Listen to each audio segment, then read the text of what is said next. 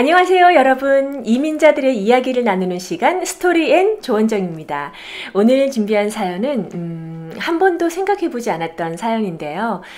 2차 세계대전 때 일본이 미국을 공격했던 것 잘 알고 계시죠? 당시 미국에는 일본인 이민자들이 살고 있었다고 해요. 일본의 공격을 받은 그 미국에 살던 일본인들은 어떤 대우를 받았을까? 자세한 이야기를 나누기 전에 먼저 광고 보고 올게요.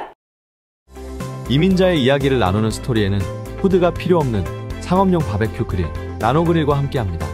후드 시설이 필요 없어 바베큐 창업을 준비하거나 기존 메뉴에 바베큐를 추가하고자 하는 업주분들에게 적합합니다. 425-582-9327로 문의하세요. 네, 보셨다시피 친환경 나노 그릴은 로스터에 장착된 연기 흡입구를 통해 연기를 빨아들인 후에 자체 소멸시키기 때문에 후드 시설이 필요 없다고 해요. 와, 저도 광고 보면서 진짜 신기하더라고요. 이미 동부와 서부에 있는 많은 식당에서 설치하고 또 사용을 하고 있다고 하니까 혹시 관심 있는 업주님들은 참고하시면 좋을 것 같아요. 자, 이제 본격적으로 오늘의 이야기 시작합니다. 안녕하세요. 저는 시애틀에 살고 있는 가정주부입니다. 얼마 전 가족들과 시애틀 인근의 베인브리지 아일랜드에 놀러 갔다가 우연히 방문한 역사박물관에서 알게 된 이야기를 함께 나누고자 합니다. 2차 세계대전 때 일본이 미국 하와이의 진주만을 공격했다는 이야기 다들 알고 계시죠? 그 시기에 미국에는 일본인 이민자들이 살고 있었습니다. 미국은 미국에 살고 있는 일본인들을 어떻게 대했을까요? 시애틀에서 페리를 타고 30분 정도 가면 만날 수 있는 베인브리지 아일랜드에는 1880년대부터 일본 이민자들이 제재소와 딸기 농장에서 일을 하면서 미국에 정착했다고 합니다. 그렇게 2세대를 거쳐서 1940년대에는 이 섬에 꼭 필요한 커뮤니티의 일원으로 자리 잡게 되는데요. 그러던 중 제2차 세계대전이 발생했고 1941년 12월 일본이 미국 하와이에 있는 진주만을 공습하게 되죠. 이 사건으로 인해 1942년 3월 미국 내에서는 처음으로 베인브리지 아일랜드에 있는 일본계 이민자들에게 수용소로 강제 이주하라는 명령이 떨어지고 섬에 정착했던 227명의 일본계 이민자들은 6일 만에 섬을 떠나야 했습니다. 처음에는 캘리포니아에 위치한 수용소에서 생활을 했지만 이후 아이다호로 이주하게 되죠. 수용소에 갇힌 일본인들은 미군인들에게 죽음을 당할 것이라 두려움에 떨었지만 미군들은 그들에게 인간적인 대우를 해주었다고 합니다.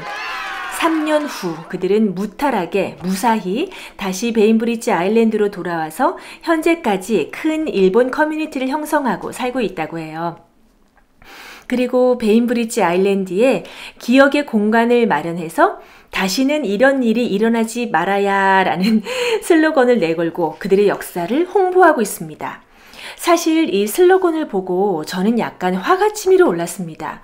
한국의 역사를 모르는 미국인들은 이 기념관을 보면 다시 이런 일은 일어나지 말아야 라는 말에 공감을 할지도 모르지만 일제치하에서 36년간의 학대와 학살, 고문이 자행되었던 식민지 생활을 한 우리 선조들이 겪었을 고통에 비하면 아무것도 아니었을 그들의 3년간의 수용소 생활이 너무 비교가 되고 마치 자신들이 피해자인 양 홍보하는 그들의 행태도 저를 분노하게 만들더군요.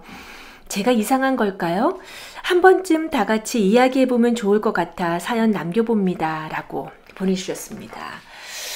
네, 저도 베인브리지 아일랜드 간 적이 있어요. 근데 일본 커뮤니티가 형성되어 있는 곳도 또 그런 역사적 이야기가 있는지도 몰랐네요. 예, 우선 좋은 정보 감사합니다. 다음에 기회가 되면 꼭 역사박물관에 한번 들려봐야 될 것 같아요. 사실 역사를 이야기하는 게 참 쉽지 않은 것 같아요.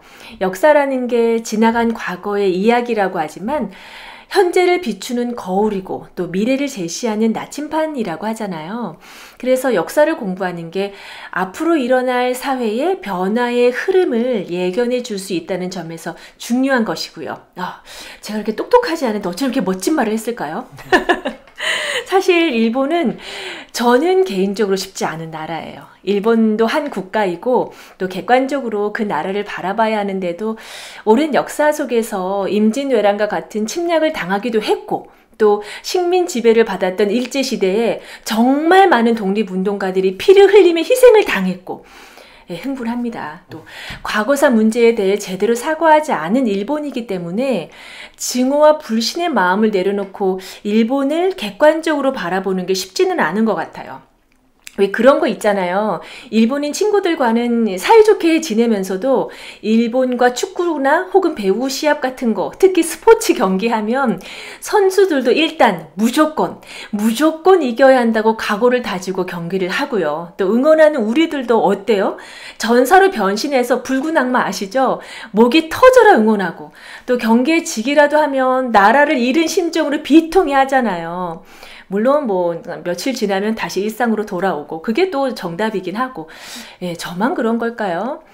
일본이 과거사 문제에 대해 제대로 반성과 사과를 하면 우리 국민들은 넓은 아량으로 사과를 받아들일 테고 또 용서를 통해서 한일 관계가 긍정적으로 개선될 텐데 왜 안 하는지 모르겠어요. 그들에게 이 독일의 바이츠 제커 전 대통령이 남긴 명언을 소개합니다. 과거에 눈 감은 자, 현재에도 눈이 멀게 될지어다. 주어는 없습니다. 주어가 누굴까요? 오늘 준비한 내용은 여기까지입니다. 생각해볼 여지가 많은 사연이었는데요. 여러분의 생각은 어떠셨어요?